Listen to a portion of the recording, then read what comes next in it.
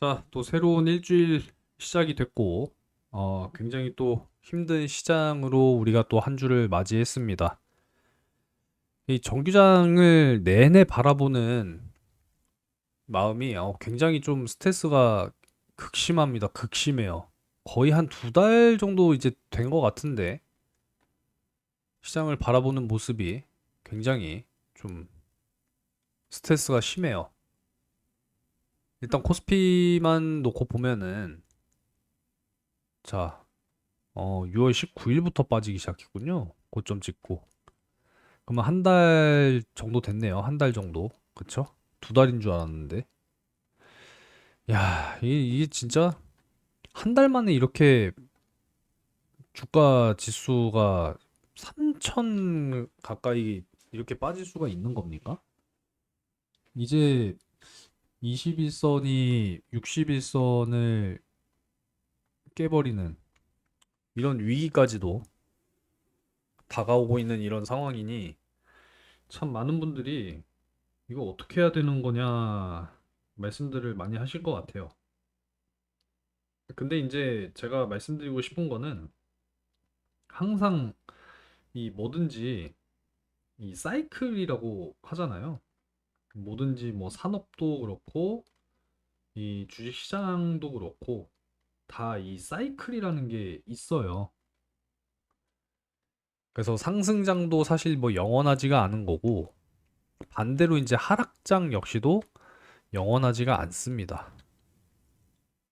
그렇기 때문에 어찌됐건 지금 우리가 할 수 있는 건 뭐 없어요. 그냥 견디는 거 외에는 없습니다. 견디는 거 외에. 참 그렇네요. 음. 뭐부터 말씀을 드려야 되나 참 감이 안 잡힙니다. 진짜. 일단 결국은 지금 삼성 SDI 오늘 40만 500원 이렇게 마무리가 됐거든요. 40만 500원. 일단 뭐 넥스트장에서 또 어떻게 진행이 될 것인지는 또 지켜봐야겠습니다만 제가 최근에 이제 지속적으로 말씀을 이제 드렸던 이제 포인트가 있었죠. 이제 이건 지워야 될 것 같아요. 21선이 지금 점점 내려오고 있는 상황이라서 잠깐 저장을 좀 새로 해놓고 최근에 제가 말씀드렸죠. 21선이 이제 점점 이렇게 이제 내려오게 되면 요렇게 이제 만나게 될 거라고. 그러니까 결국 지금 박스 상단, 요 박스 하단 요렇게 이제 보고 있다 말씀드렸죠. 그래서 지속적으로 이렇게 이제 횡보할 거다. 이렇게 이제 말씀을 드렸고 21선 지금 계속 저항받고 있는 지금 이런 상황이기 때문에 결국은 이제 상단 이렇게 만나서 여기서부터 좀 치고 올라가면서 강하게 이제 뚫어내게 되면 그때부터는 다시 한번 좀 추세를 돌릴 수 있는 모습이 나올 수 있게 되지 않을까 이렇게 예상한다 말씀을 드렸던 부분이 있기 때문에 그 부분을 이제 좀 기억을 해주시면 될 것 같아요. 그거 외에는 뭐 사실 지금 주가적인 측면으로 놓고 보면은 또 주봉상으로는 여기까지 열려는 있습니다. 주봉상 61선 35만 천 원이거든요. 여기까지 지금 이렇게 지금 35만 원까지는 열려 있어요. 네, 참고하시면 돼요. 이거는 여기까지 뭐 쉽게 내려올 거라고는 생각 안 하고 있긴 한데 가능성이 또 없지는 않아요. 없지는 않은데 일단은 지금 뭐 주봉상 지금 하단 요렇게 잡아 보면은 여전히 잘 지켜가야 하는 구간은 40만 원. 이 선을 좀 지켜가야 되는 부분이니까 일단 여기를 보고 있어요. 여기를 하단을 이렇게 일단은 좀 이해를 하셨으면 좋겠습니다. 영상 시청하시면서 뭐 좋아요, 구독 뭐 제가 말씀드리긴 좀 민망하긴 합니다만 응원과 사랑으로 좀 눌러주시면 감사하겠고 뭐 영상이 뭐 워낙에 여기저기 많이 이제 있을 텐데 이왕이면 여러분들 뭐 제 방송이 아니더라도 정상적으로 하는 방송만 시청하셔도 여러분들 부족하실 거예요. 뭐 제 영상도 정답이 아니거니와 뭐 정답은 없어요. 근데 이왕이면은 좀 진심 있게 하는 그런 신뢰 높은 방송만을 잘 골라서 시청하셨으면 좋겠습니다. 이 직접 운영하고 있는 텔레그램 채널이니까요. 영상 아래쪽에 이 고정 댓글을 꼭 확인하셔서 요 링크만 터치하시면 되거든요. 그러면은 이제 자동으로 여기로 이동이 되실 거예요. 바로 이제 자유 입장이기 때문에 뭐 별다른 조건이 없습니다. 그냥 편안하게 입장하셔서 함께 하시면 되거든요. 네, 들어오셔서 여러 가지 제공해드리는 내용들 공유 받아보시면은 좋습니다. 뭐 요거는 요 정도로 말씀드리면 될 것 같아요. 뭐 더 길게 말씀드릴 필요는 없을 것 같고요.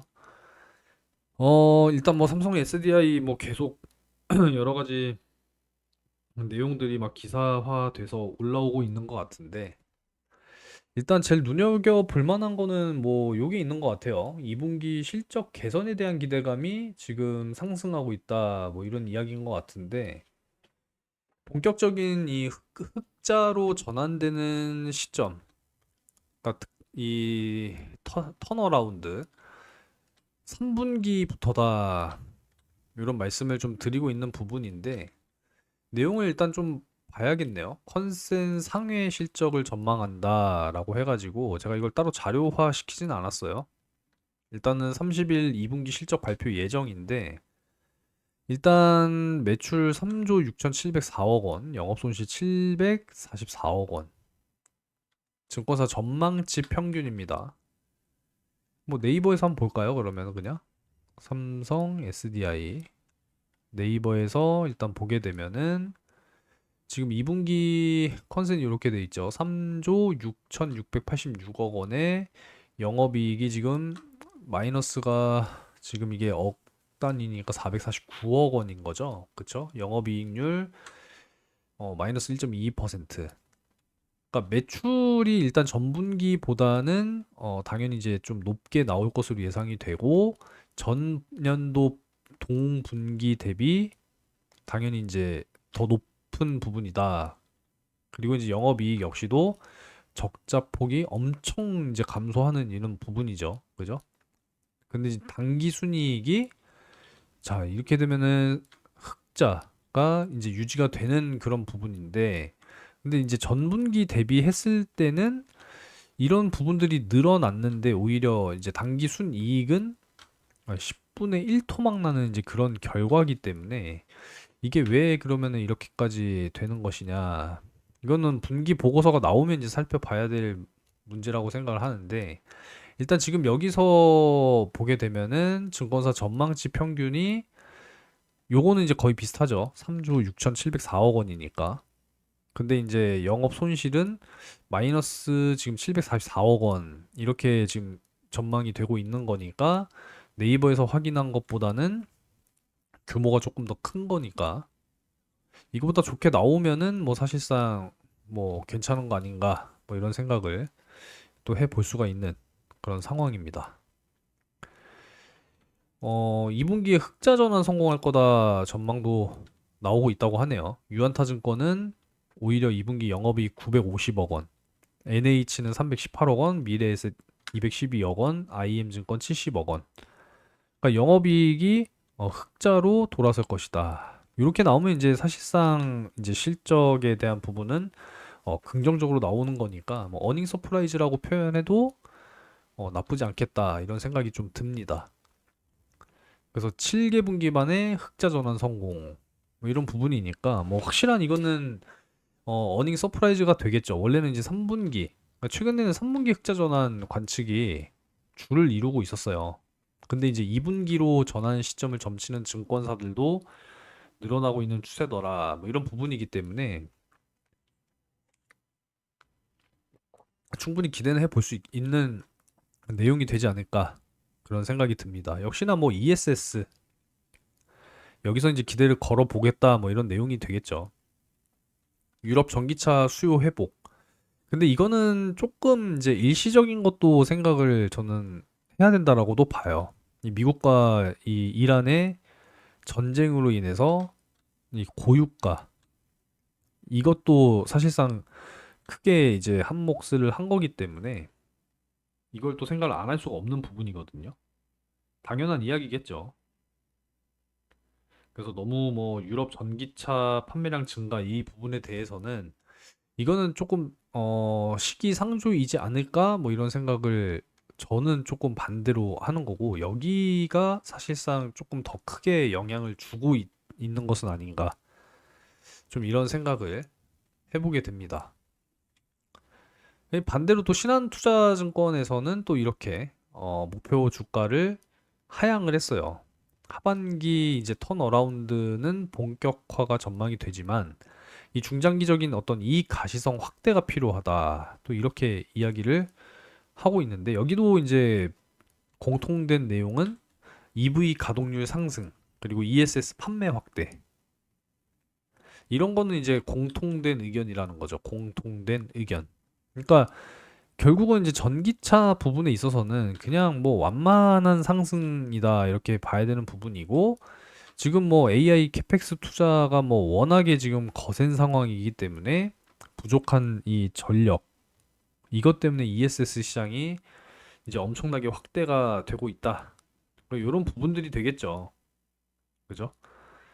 그래서 이런 부분들을 좀 같이 우리가 살펴보면서 가는 것이 좋겠다. 요런 의견이고요. 그리고 오늘 사실 또 이제 추가적으로 말씀을 드리고 싶었던 거는 사실 이제 금리적인 부분이에요. 금리적인 부분. 어떤 거였냐면, 미국 기업의 파산 신청 현황을 좀 봤습니다. 최근에 이제 폭스바겐 그룹이 대규모 이제 인원 감축을 한다 이런 이야기가 있었잖아요. 10만 명인가요? 그러니까 이게 사실상 뭘 의미하겠습니까? 그만큼 이제 얘네도